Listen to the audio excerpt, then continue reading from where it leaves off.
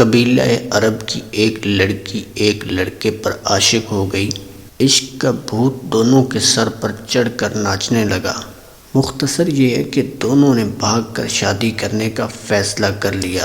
لڑکی نے کہا، میرے پاس ایک تیز رفتار اونٹنی ہے، ہم رات کو ندی پار کر کے دوسرے شہر روانہ ہو جائیں گے۔ رات کے پچھلے پہر وقت مقررہ پر دونوں ندی کے کنارے اکٹھے ہوئے۔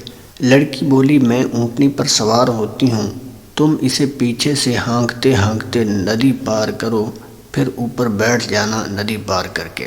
لڑکے نے کہا، مگر ایسا کیوں؟ میں بھی تمہارے ساتھ ہی بیٹھ جاتا ہوں، ہانکنے کی کیا ضرورت ہے، خود بخود چل تو رہی ہے۔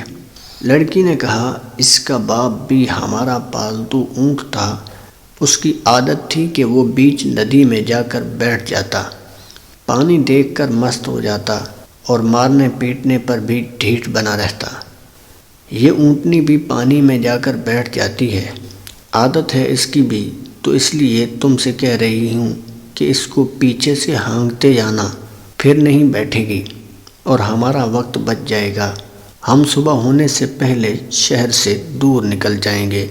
لڑکے نے کچھ دیر لڑکی کے چہرے پر نظریں گاڑے رکھیں اور پھر ٹھنڈا لمبا سانس لیا، جیسے کوئی پختہ ارادہ کر چکا ہو، اور بولا، ہم بھاگ کر شادی نہیں کریں گے، مقدر ہوا تو نکاح ہو جائے گا، نہیں تو جو رب کی رضا، تم واپس گھر چلی جاؤ۔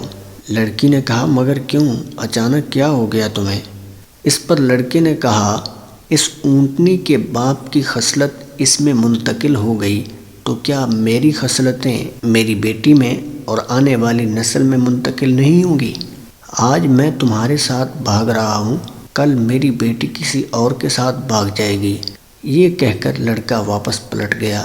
دنیا مکافات عمل ہے، جیسا کرو گے ویسا بھرو گے۔